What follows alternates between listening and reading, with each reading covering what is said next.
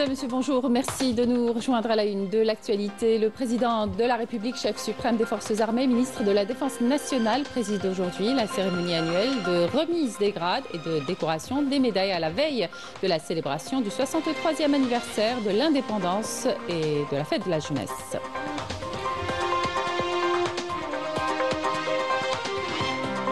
La politique de soutien à l'investissement porte ses fruits. Plus de 700 projets ont été enregistrés par l'AAPI depuis le début de l'année. Zoom ce matin sur le projet de deux frères fraîchement diplômés spécialisés dans la production d'alcool éthylique à Borj Bariri.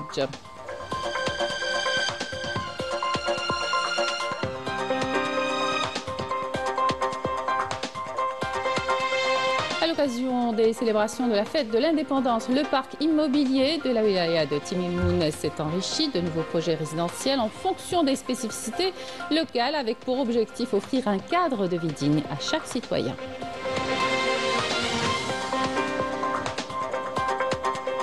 À l'étranger, le mouvement palestinien Hamas a annoncé étudier des propositions en vue d'un cessez-le-feu de 60 jours à Gaza. Entre-temps, l'entité sioniste a étendu ses opérations militaires. Au moins 25 Palestiniens sont tombés en martyrs ce matin.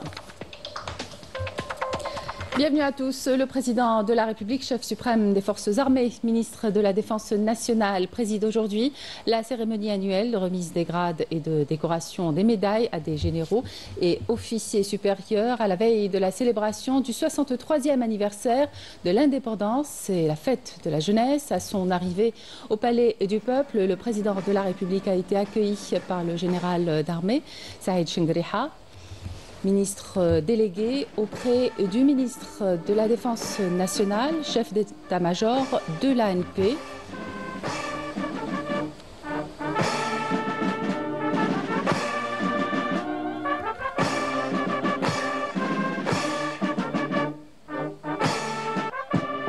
Le président de la République a par la suite écouté l'hymne national.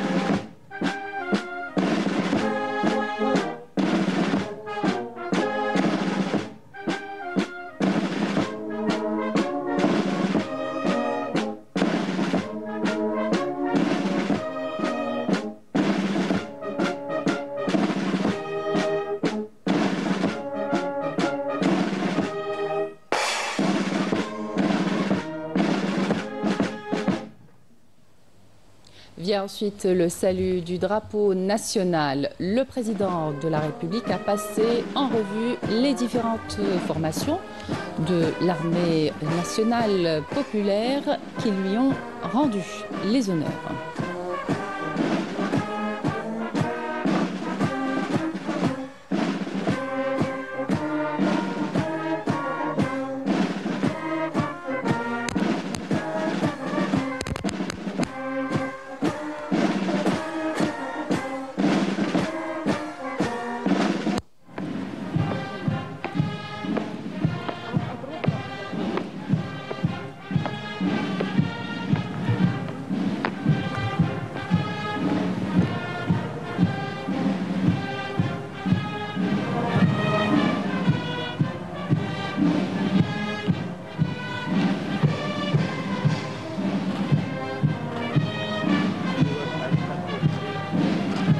Le président de la République a ensuite salué la délégation qui était à son accueil. À sa tête, le commandant des forces terrestres, le secrétaire général du ministère de la Défense nationale, le commandant de la garde républicaine par intérim, le commandant des forces navales, le commandant des forces de défense aérienne du territoire, le commandant des forces aériennes, le commandant de la gendarmerie nationale par intérim, le commandant de la première région militaire.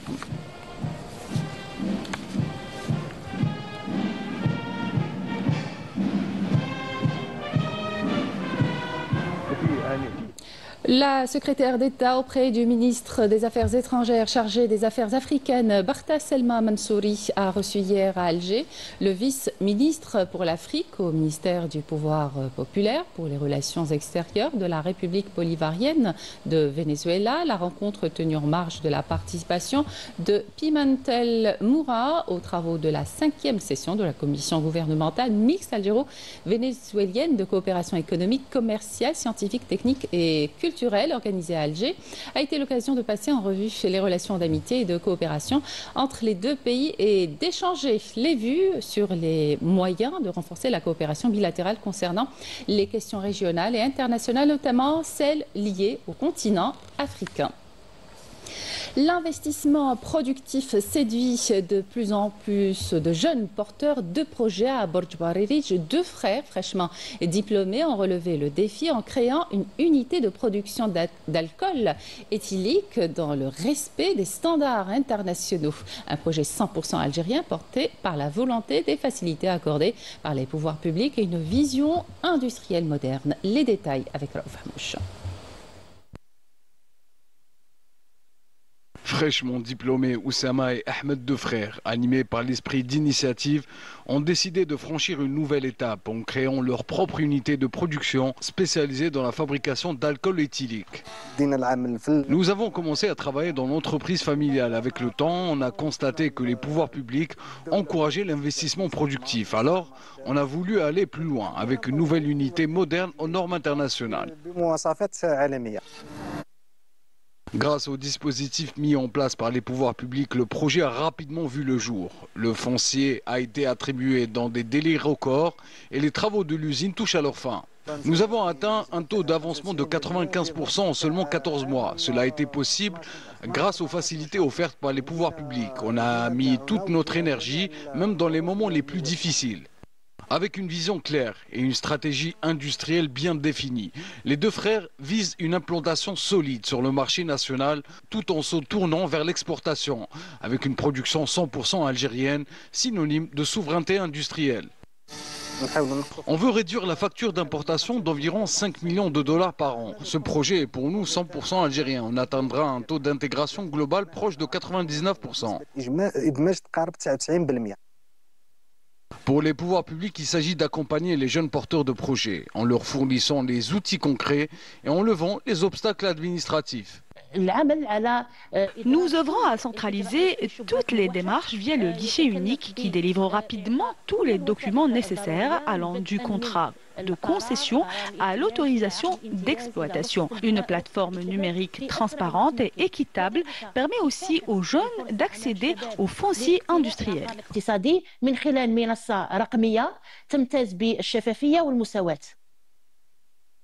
Une politique de soutien à l'investissement qui porte ses fruits grâce à l'utilisation d'une main-d'œuvre locale et d'une matière première nationale. À l'occasion des célébrations de la fête de l'indépendance, le parc immobilier de la wilaya de Timimoun s'est enrichi de nouveaux projets résidentiels relevant de différentes formules et dotés de commodités de base nécessaires. Abdelnour Hamel et Majdah Jahmoun. Timimoun relève un défi de taille, construire des logements tout en préservant les fondements sociaux de l'État. Une vision qui se concrétise à travers des programmes pensés en fonction des spécificités locales, avec pour objectif offrir un cadre de vie digne à chaque citoyen. Alhamdoulilah, j'étais en location pendant 3 ans. Je suis enfin soulagée. Nous sommes très contents. Cela fait longtemps que nous attendons ce moment. Alhamdoulilah, notre joie est immense. Je ne trouve pas les mots pour décrire ma joie. Je remercie les services concernés. Vive notre pays, l'Algérie. Le visage urbain de Timimoun se transforme avec le lancement de nouveaux quartiers résidentiels, le développement de logements locatifs sous différentes formules, ainsi que la mise en place de dispositifs innovants, une dynamique qui vise non seulement à moderniser les infrastructures locales, mais aussi à accompagner le développement harmonieux de la région. Un quota de 4191 logements ont été attribués dans 20 unités en logement public locatif, 800 décisions d'attribution pour les lotissements sociaux et 3371 aides destinées à l'habitat rural. Les délais de réalisation ainsi que les spécificités architecturales propres à la région ont été respectés grâce au travail de terrain mené par la commission chargée du suivi et de l'inspection. Un projet structurant au service des habitants pour une urbanisation durable et inclusive. Joie et soulagement hier également dans la commune d'Al Hamadna à Relizane pour des milliers de familles qui ont réceptionné les clés de leur logement. Une opération de distribution à l'occasion du 63e anniversaire de la fête de l'indépendance et de la jeunesse dans cette wilaya qui a bénéficié également de nouveaux pôles et de nouveaux équipements dans les secteurs de l'éducation et de la santé entre autres. Rina Lorari. Réalisée selon un modèle architectural moderne et soucieux du confort des citoyens, la nouvelle unité de logement 6 dans la commune d'Al Hamadna dans la wilaya de Relizane accueille ses premiers résidents dans une atmosphère de joie et de soulagement. C'est une grande joie. Après tant d'attentes, j'ai enfin ma propre maison. Je remercie l'État pour cette réalisation. Cela fait 11 ans que j'attends ce moment et aujourd'hui j'ai enfin reçu mon logement. Le bonheur que je ressens est indescriptible. La wilaya de Relizane compte un total de 3740 unités de logement réparties entre deux formules, 240 logements promotionnels aidés LPA et 3500 logements ruraux. Leur distribution est prévue prochainement. Toujours dans le cadre de l'élargissement du tissu urbain de la wilaya de Relizane, les travaux d'aménagement du nouveau pôle urbain situé dans la commune de Belahsel ont officiellement été lancés. Une fois prêts, ces aménagements permettront l'accueil de milliers de logements accompagnés d'équipements publics essentiels et de zones d'activité. Ce pôle urbain a une capacité d'accueil de 31 000 logements répartis entre différentes formules. Il intègre également 109 équipements publics ainsi que des zones d'activité économique et divers investissements. Il convient de noter que les premiers programmes inscrits au profit de la wilaya dans ce pôle comprennent 3 000 logements ADL et 1 490 logements publics locatifs. Dans une première phase, la wilaya a demandé l'inscription initiale des équipements publics dans les secteurs de l'éducation, de la santé et de la sécurité pour garantir un cadre de vie complet pour les habitants. Plus de 1000 unités de logement, toutes formules confondues, seront prochainement distribuées. Un projet structurant visant à répondre à la demande de logement tout en favorisant un développement urbain équilibré et durable. Ce sont 3 jours de travail et d'investissement personnel. 50 jeunes de la diaspora algérienne issus de 14 pays se sont donné rendez-vous à la manifestation 72 heures d'entrepreneuriat lancée mardi à Alger. Objectif: drainer les compétences algériennes établies à l'étranger, de faciliter leur intégration au processus de renforcement de l'entrepreneuriat et de l'innovation dans le pays. Yamina Seydji. La manifestation 72 heures d'entrepreneuriat a été lancée hier à Alger avec la participation des membres de la communauté nationale établie à l'étranger. Objectif: accompagner les porteurs de projets à mettre en pratique leurs idées et les concrétiser sur le terrain. Aujourd'hui, nous souhaitons partager notre expérience dans le domaine de l'entrepreneuriat en formant un maximum de jeunes Algériens ambitieux à travers la création d'une académie dédiée à la formation. C'est l'objectif de notre présence ici.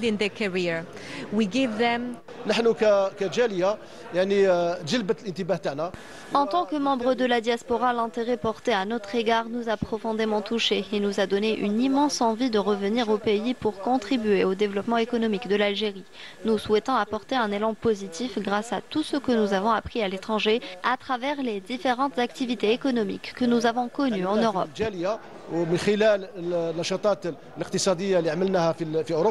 Ce rendez-vous réunit 50 participants de la diaspora algérienne issus de 14 pays, avec au programme des rencontres professionnelles, des tables rondes et des ateliers destinés à fournir aux jeunes toutes les explications nécessaires au lancement des projets. Je tiens à saluer les jeunes de la communauté algérienne établie à l'étranger. Leur présence aujourd'hui montre une fois de plus leur attachement à leur pays d'origine. C'est une valeur qui caractérise les Algériens où qu'ils se trouvent dans le monde.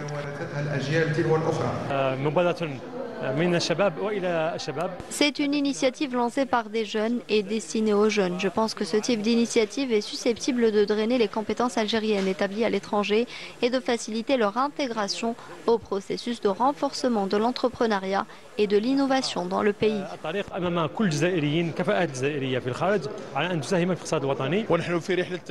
Nous sommes dans une dynamique de valorisation de l'entrepreneuriat auprès des jeunes algériens. Nous cherchons également à promouvoir les efforts déployés par l'État pour construire un environnement économique favorable. Cela offre aux jeunes la possibilité d'accéder plus facilement au monde de l'entrepreneuriat en le considérant comme un véritable levier de développement pour notre pays. Cet événement vise à impliquer davantage les jeunes, y compris ceux de la diaspora, dans le but de connaître tous les aspects juridiques, les cadres réglementaires et les incitations fiscales offertes par l'Algérie, ainsi qu'à clarifier les étapes pratiques pour le lancement d'un projet. Justice à présent, le juge d'instruction près le tribunal de Constantine a ordonné hier la mise en détention provisoire d'un suspect répondant aux initiales DS accusé d'enlèvement suivi de meurtre de l'enfant Marwa Bourachiche disparu le 22 mai dernier dont le corps a été découvert dans la forêt de Jabal Wahsh après d'intenses investigations des services de police judiciaire. Le suspect a été présenté devant le procureur de la République et poursuivi dans le cadre d'une demande préliminaire d'enquête judiciaire pour les crimes d'enlèvement d'enfants par incitation ayant entraîné la mort de la victime et assassinat. L'information judiciaire reste ouverte et se poursuit pour élucider toutes les circonstances de ce crime gravissime. À Gaza, au moins 25 Palestiniens sont tombés en martyrs, 12 d'entre eux tués par un bombardement sur l'école Mustafa Hafez qui abrite des déplacés. Le mouvement palestinien Hamas a annoncé étudier des propositions en vue d'un cessez-le-feu de 60 jours à Gaza. Entre-temps, l'entité sioniste a étendu ses opérations militaires. Plus de 57 000 Palestiniens, majoritairement des civils, ont été tués depuis le 7 octobre 2023. Hakim Kshrout. Il s'agit là d'un nouveau massacre filmé par la caméra de la télévision algérienne. À l'est de Gaza, l'entité sioniste a bombardé une habitation qui abritait plusieurs familles.